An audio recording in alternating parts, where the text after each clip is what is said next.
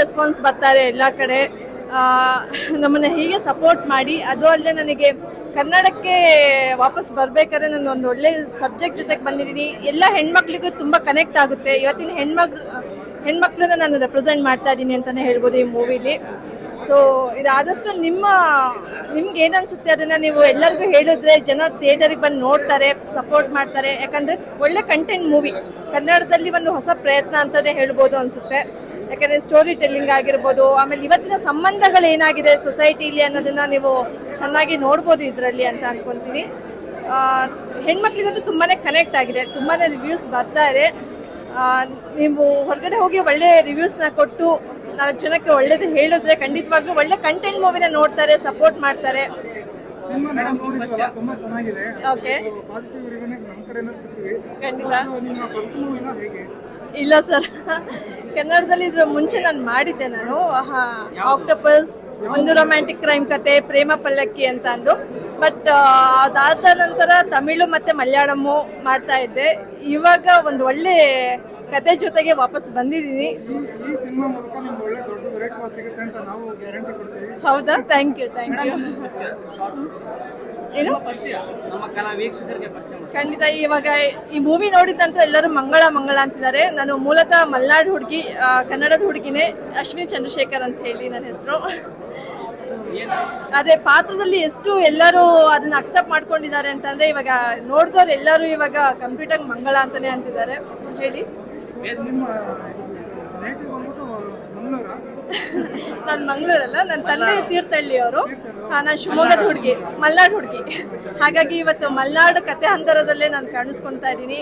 ಒಂದು ಯಾವ ಥರ ಸೈಲೆಂಟ್ ಆಗಿ, ಒಂದು ವೆಲ್ ಎಜುಕೇಟೆಡ್ ಆಗಿ, ಇದರಲ್ಲಿ ತುಂಬ ವಿಷಯಗಳು ನೀವು ನೋಡ್ಬೋದು. ಒಂದು ಎಜುಕೇಟೆಡ್ ಅನ್ಎಜುಕೇಟೆಡ್ಗೂ ಏನು ಡಿಫ್ರೆನ್ಸು, ಅವರ ನಡವಳಿಕೆಗಳು ಯಾವ ಥರ, ಆಮೇಲೆ ಭಾವನೆಗಳಿಗೆ ಯಾವ ಥರ ಇಲ್ಲಿ ಬೆಲೆ ಇದೆ ಅನ್ನೋದಕ್ಕೆ, ಆಮೇಲೆ ಫ್ರೆಂಡ್ಶಿಪ್ಗಳು ಇವತ್ತಿನ ಸಮಾಜದಲ್ಲಿ ಏನಾಗಿದೆ ಅನ್ನೋದ್ರ ಬಗ್ಗೆ. ಸೊ ಇನ್ನೆಲ್ಲ ನೀವು ಹೇಳಬೇಕು ನೋಡಿ. ನೀವು ಈ ಮೂವಿಗೆ ಬರಬೇಕಾದ್ರೆ ನೀವು ಬೇಸಿಕಲಿ ರಂಗಭೂಮಿ ಕಲಾವಿದ್ರ ಇಲ್ಲ ಥಿಯೇಟರ್ ಮಾಡಿದ್ರ ಹೇಗೆ? ಇಲ್ಲ, ನಾನು ಭರತನಾಟ್ಯಂ ಡ್ಯಾನ್ಸರ್ ಆ್ಯಕ್ಚುಲ್ ಆಗಿ. ಖಂಡಿತ ನಾನು ಕೂಡ ವಿಜಯ್ ಸರ್ದು ಚಿನ್ನಾರಿ ಮುತ್ತ ಎಲ್ಲ ನೋಡ್ಕೊಂಡು ಬಂದಿದ್ದೆ. ಇವತ್ತು ಅವ್ರ ಜೊತೆ ಸ್ಕ್ರೀನ್ ಶೇರ್ ಮಾಡಬೇಕಾದ್ರೆ ಅಷ್ಟೇ ಚಾಲೆಂಜಿಂಗ್ ಆಗಿತ್ತು. ಯಾಕಂದ್ರೆ ನೀವು ಕ್ಯಾರೆಕ್ಟರ್ ನೋಡಿದ್ದೀರಾ. ಒಳಗಡೆ ಹೋಗ್ತಾ ಸಿನಿಮಾಕ್ಕೆ ರಿಪ್ಪನ್ ಸ್ವಾಮಿ ಅಂತ ಹೇಳಿ ಒಳಗಡೆ ಹೋಗ್ತಾರೆ. ಹೊರಗಡೆ ಬಂದ ಮೇಲೆ ಕೂಡ ಮಂಗಳ ಅನ್ನೋದು ಮನಸ್ಸಲ್ಲಿ ಉಳಿಯೋಂಥ ಕ್ಯಾರೆಕ್ಟರು. ಅದ್ರ ಬಗ್ಗೆನೇ ತುಂಬ ಯೋಚನೆ ಮಾಡ್ತಾ ಇದ್ದಾರೆ.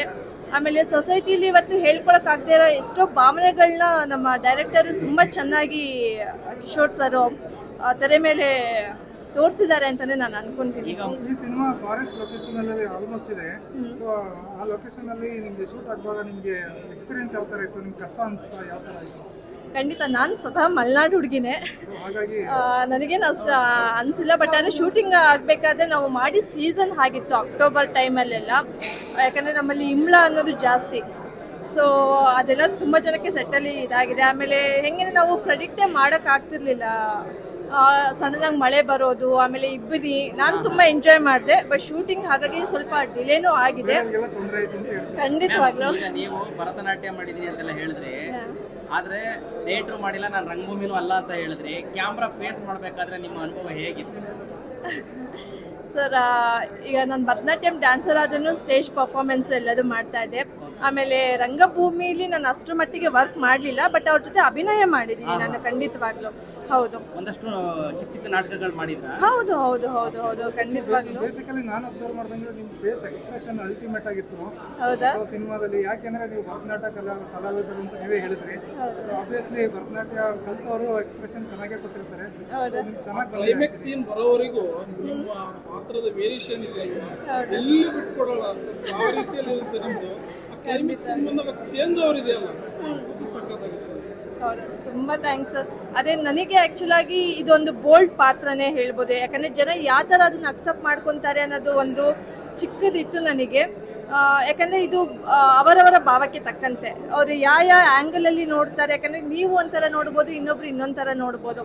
ಬಟ್ ಇವತ್ತು ಪಾಸಿಟಿವ್ ಆಗಿ ಅದನ್ನು ಹೆಣ್ಮಕ್ಳು ತೊಗೊಳ್ಲಿ ಅಂತ ನಾನು ಕೇಳ್ಕೊತೀನಿ. ಯಾಕಂತಂದರೆ ಇವತ್ತು ಪ್ರಪಂಚನ ಹೆದರ್ಸೋಕ್ಕಾಗದೆ ಆತ್ಮಹತ್ಯೆ ಅದು ಅಂತ ಮಾಡ್ಕೊತಾ ಇದ್ದಾರೆ. ಅಂಥ ಹೆಣ್ಮಕ್ಳಿಗೆ ನಾನು ಹೇಳೋದೇನು ಅಂತ ಅಂದರೆ, ನೀವು ಧೈರ್ಯ ಗೆಡಬೇಡಿ. ಧೈರ್ಯದಿಂದ ಎದುರಿಸಿದ್ರೆ ಏನು ಬೇಕಾದ್ರೂ ಸಾಧಿಸ್ಬೋದು. ಯಾಕಂದ್ರೆ ಹೆಣ್ಣು ಒಲಿದರೆ ನಾರಿ ಮುನಿದರೆ ಮಾರಿ ಅನ್ನೋ ಒಂದು ಮಾತಿದೆಯಲ್ಲ, ಅದನ್ನ ನೀವು ಇಲ್ಲಿ ನೋಡ್ಬೋದು ಅಂತಾನೆ ಹೇಳಕ್ ಇಷ್ಟಪಡ್ತೀನಿ ನಾನು. ನೋಡಿದ್ರಲ್ಲ ವೀಕ್ಷಕರೇ, ನಾಯಕಿಯವರು ಮಾತಾಡಿದಂಥವ್ರನ್ನ. ಇವರೆಲ್ಲ ಟ್ವಿಸ್ಟ್ ಗೊತ್ತಾಗ್ಬೇಕು ಅಂದ್ರೆ ನೀವು ತಪ್ಪದೆ ಥಿಯೇಟರ್ಗೆ ಬಂದು ನೋಡಿದ್ರೆ ಅವ್ರ ಟ್ವಿಸ್ಟ್ ಗೊತ್ತಾಗುತ್ತೆ. ಇನ್ನೊಂದು ವಿಷಯ ಅಬ್ಸರ್ವ್ ಮಾಡಿ, ನೀವು ಗೋಲ್ಡ್ ಕ್ಯಾರೆಕ್ಟರ್ ಅಂತ ಹೇಳಿದ್ರಿ. ಸೊ ಅಷ್ಟೇನು ತಲೆ ಕೆಡಿಸ್ಕೊಳ್ಳೋಂಥ ಕ್ಯಾರೆಕ್ಟರ್ ಅಲ್ಲ, ಯಾಕಂದ್ರೆ ನೀವು ವರಿ ಮಾಡ್ಕೊಳ್ಳೋದು ಏನಿಲ್ಲ. ಸೊ ಗೋಲ್ಡ್ ಅಂದ್ರೆ ಇಟ್ ಇಸ್ ಕಾಮನ್ ಅಲ್ಲ ನೋ ಡೇಸ್. ಪರವಾಗಿಲ್ಲ. ಬಟ್ ಅರೆ ಇವತ್ತು ವಾಸ್ತವದಲ್ಲಿ ನಡೀತಾ ಇರೋಂಥದ್ದು ಒಂದು ಕಥಾ ಹಂದರನೇ ಹೇಳ್ಬೋದು. ಈ ಕಥೆಗೆ ಬೇಕಾಗಿತ್ತು ಮತ್ತು ಮೆಸೇಜ್ ತುಂಬ ಚೆನ್ನಾಗಿದೆ. ನಮಗೂ ತುಂಬ ಇಷ್ಟ ಆಯಿತು. ನಾವು ಪಾಸಿಟಿವ್ಗೆ ಆಲ್ಮೋಸ್ಟ್ ಪಾಸಿಟಿವ್ ಕೊಡ್ತೀವಿ. Thank you sir, thank you. ನಿಮ್ದೆಲ್ಲರದ್ದು ಸಪೋರ್ಟ್ ಹೀಗೆ ಇರಲಿ. ಯಾಕಂತಂದ್ರೆ ಇಷ್ಟು ರೀಚ್ ಆಗುತ್ತೆ ಅಲ್ಲ ಜನಕ್ಕೆ, ಅಷ್ಟು ಥಿಯೇಟರಿಗೆ ಬಂದು ನೋಡ್ತಾರೆ. ಯಾಕಂದ್ರೆ ತುಂಬಾ ಮೂವಿಗಳು ಇವತ್ತು ಏನಾಗುತ್ತೆ, ಥಿಯೇಟರಿಂದ ತೆಗೆದ ಮೇಲೆ ಆನ್ಲೈನಲ್ಲಿ. ಸೊ ಆಡಿಷನಲ್ಲಿ ಸೆಲೆಕ್ಟ್ ಆಗಿದ್ರೆ ನಿಮಗೆ ಖುಷಿ ಇದೆ? ತುಂಬ ಖುಷಿ. ನಾನು ಆ್ಯಕ್ಚುಲಿ ಥಿಯೇಟರ್ ಸ್ಟೂಡೆಂಟು, ರಂಗ ಅಲ್ಲ ಥಿಯೇಟರ್ ಆರ್ಟಿಸ್ಟ್, ಥಿಯೇಟರ್ ಸ್ಟೂಡೆಂಟ್ ಅಂತ ಹೇಳಿ. ಸೊ ಈಗ ಆಡಿಷನ್ಸ್ ಕೊಟ್ಟು ಸೊ ಶೂಟಿಂಗ್ ಎಲ್ಲ ಮಲೆನಾಡಲ್ಲಿ ಅಥವಾ ಈಗ ಫಾರೆಸ್ಟ್ ಏರಿಯಾದಲ್ಲಿ ಆಗಿದೆಯಲ್ಲ, ಸೊ ಹೇಗೆ ಅನಿಸ್ತದೆ? ಯಾವ ಥರ ಫೀಲ್ ಆಯಿತು? ಅದೇನೇ ಅದು ನಿಮ್ಗೆ ಗೊತ್ತಲ್ಲ, first of all out station shooting ತುಂಬ ಚೆನ್ನಾಗಿತ್ತು. ಅಲ್ಲಿ ಬೆಟ್ಟ ಗುಡ್ಡಗಳು, ಟೀ ಎಸ್ಟೇಟು, ರಬ್ಬರ್ ಎಸ್ಟೇಟ್ಗಳಿರ್ಬೋದು. ಅಲ್ಲಿ ವಾತಾವರಣನೇ ತುಂಬ ಈ ಥರ ನಮ್ಮ ಥರ ಇಲ್ಲಿ ಸಿಟಿ ಲೈಫ್ ಅಲ್ಲ. ಸೊ ಅಲ್ಲಿ ತುಂಬ ಚೆನ್ನಾಗಿ. ಬೇಸಿಕಲಿ ನೀವು ಎಲ್ಲಿಯವರು? ನಾನು ಬೆಂಗಳೂರೊಳಗೆ. ಬ್ಯಾಂಗ್ಳೂರೇ. ಸೊ ಹಾಗಾಗಿ ನಿಮ್ಗೆ ಸ್ವಲ್ಪ ಕಷ್ಟ ಅನ್ಸಿರುತ್ತೆ ಆ ಕಡೆ. ಇಲ್ಲ ಇಲ್ಲ, ಕಷ್ಟ ಅಲ್ಲ. ಅಲ್ಲಿ ಹೋಗಿದ ತಕ್ಷಣ ನಂಗೊಂಥರ ತುಂಬ ಇಷ್ಟ ಆಯಿತು. ಈ ಥರನೂ ಇಲ್ಲ, ಈ ಥರ ಅಲ್ಲ, ಓಕೆ ಸ್ಟೇಟ್ ಅಂತ ಹಿಂಗಿರುತ್ತೆ, ಟಿ ಎಸ್ಟೇಟ್ ಈ ಥರ ಎಲ್ಲ ಇರ್ತಾರೆ ಅಂತ ಒಂಥರ ಅದರಲ್ಲೇ ಬ್ಲೆಂಡ್ ಆಗಿಬಿಟ್ಟೆ ನಾನು. ಎಷ್ಟು ದಿನ ನಿಮ್ಮ ಕ್ಯಾರೆಕ್ಟ್ರಲ್ಲಿ ಶೂಟ್ ಆಯಿತು?